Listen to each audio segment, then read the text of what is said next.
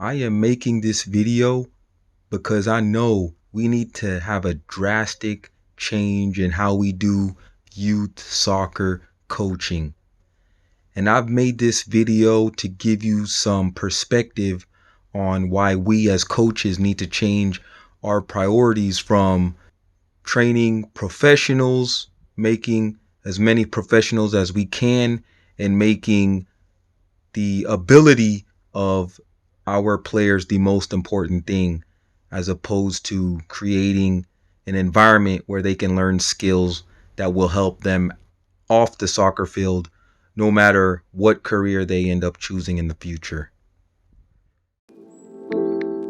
In 2017, NCSA came out with an article that from 2016 to 2017, almost 500,000 high school soccer players were in the nation, and of these 500,000 high school players, 40,000 of them ended up playing college men's soccer, which equated to about 8 to 9% of all high school players playing college soccer.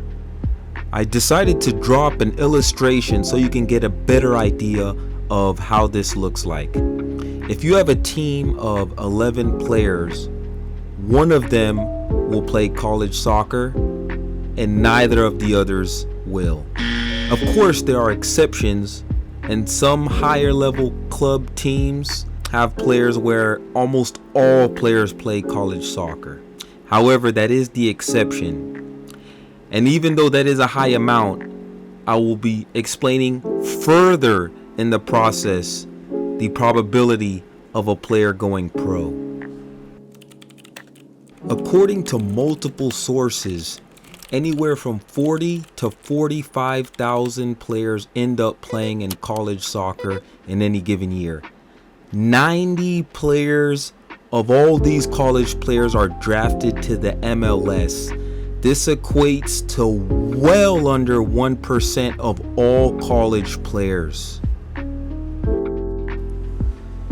According to multiple sources, the average MLS salary is anywhere from $350,000 to $500,000 a year. Now, if you look at the following list, this is the list of the top paid players in the MLS by position. So obviously, being at the very, very top, it'll be skewed as far as what the averages are.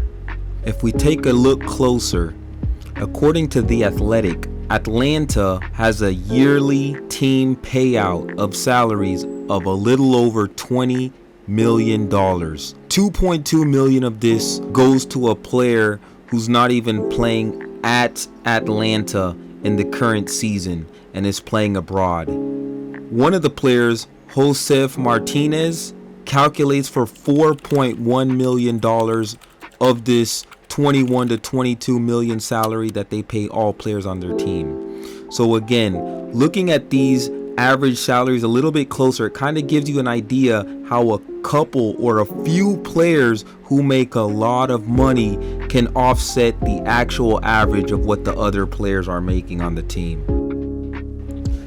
As an alternative, I present a different approach, dare I say a radical approach, one in which allows the players to be the leaders, not the coach, but the players. The coach is simply a manager to determine that things are done in an orderly way. But for the most part, players need to be leading. Some of the things that they can be doing to help practice leadership and entrepreneurial skills are setting goals, establishing values, knowing how to count each other accountable as well as themselves, knowing how to listen and take criticism, knowing how to offer constructive criticism, and also problem solving in a number of different ways, and much, much more. The reason I strongly advocate for this approach is because everybody wins. Every player wins.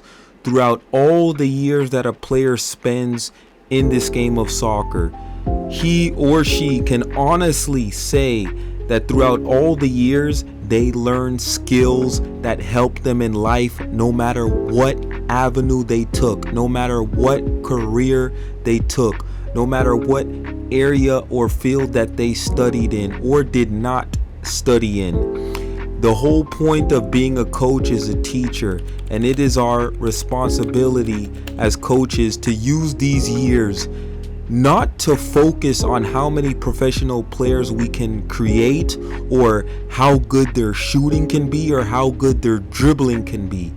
We can use these lessons from the game of soccer as tools. We can create opportunities in which we allow our players to lead and develop these traits of leadership and entrepreneurial skills. And this is on us as coaches so that we can create a better community, whether or not a player becomes a pro.